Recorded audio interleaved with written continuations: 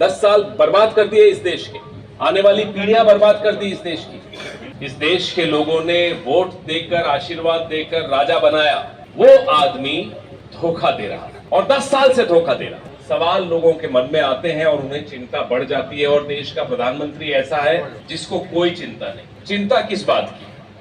चिंता इस बात की कि शायद ये 2024 का चुनाव आखिरी चुनाव होने जा रहा है, इसके बाद चुनाव नहीं होगा, ये चिंता लोगों के मन में है। कुछ लोगों के मन में ये चिंता है कि हमारा भविष्य में अब क्या होने वाला है। नौकरी नहीं है, महंगाई बहुत है, महिलाएं सुरक्षित नहीं है। ये सब सवाल लोगों के मन में आते हैं और उन्हें चिंता बढ़ जाती है। और देश का प्रधानमंत्री ऐसा है जिसको कोई चिंता नहीं। जब देश का राजा ऐसा आ जाए कि उसको किसी की कोई चिंता नहीं रहती, तो वो देश चिंता में डूब जाता है। यही इस देश के साथ हो रहा है। दूसरी भावना गुस्से की। गुस्सा क्यों? गुस्सा इसलिए है कि 10 साल जिस पार्टी को, जिस आदमी को इस देश के लोगों ने वोट देकर, आशीर्वाद देकर राजा बनाया, वो आदमी धोखा दे रहा है और 10 साल से धोखा दे रहा है।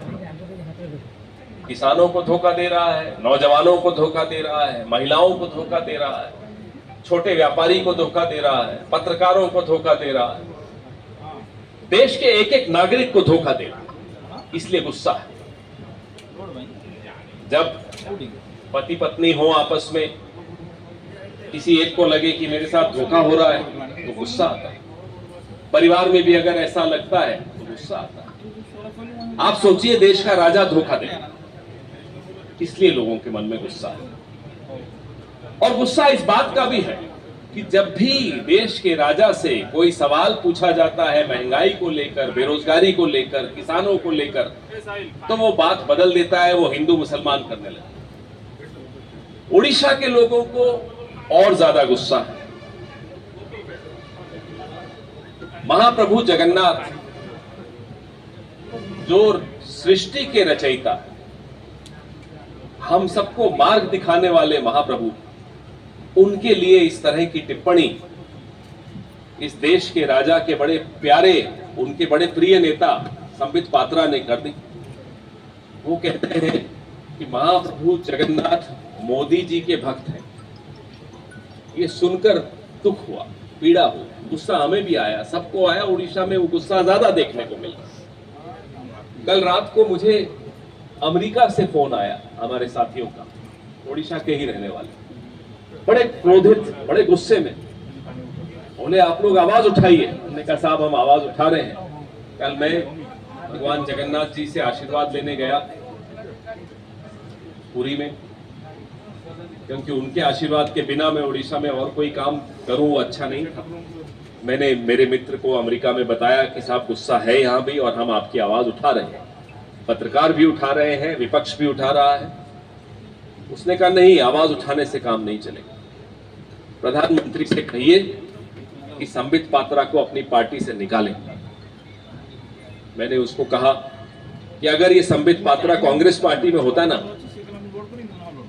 तो एक दिन नहीं लगता, हम इसको पार्टी से बाहर कर देते। हमारे मल्लिकार्जुन खड़गे जी और हमारे राहुल गांधी बर्दाश्त नहीं करते कि किसी की भावनाओं के साथ, किसी की आस्था के साथ यूं खिलवाड़ हो। तो ये गुस्सा आप लोगों का जायज है, हम इस गुस्से में आपके साथ हैं। दुख भी है लोगों के मन में। दुख इन दोनों कारणों से है, चिंता से भी है और गुस्से से भी है कि साहब हमने क्या सोचा था और ये आदमी क्या निकला। 10 साल बर्बाद कर दिए इस देश के, आने वाली पीढ़ियां बर्बाद कर दी इस देश की। और कोई अपना अकाउंट नहीं दे रहा, कोई बही खाता सामने नहीं रख रहा नरेंद्र मोदी की साहब मैंने क्या किया 10 साल में। पेट्रोल 65-70 रुपए में था डॉक्टर मनमोहन सिंह के वक्त, आज 100 रुपए में हो गया। गैस सिलेंडर 400 रुपए का था जब हम इलेक्शन हारे थे, आज 1100 का हो गया। तो दुख तो लोगों का वाजिब है। दुख तब भी होता है जब घर में जाते हैं शाम को और बच्चा बेरोजगार बैठा होता है, सबको दुख होता है। 1 घंटे में 2 नौजवान आत्महत्या कर रहे हैं इस देश में, दुख तो होना ही है।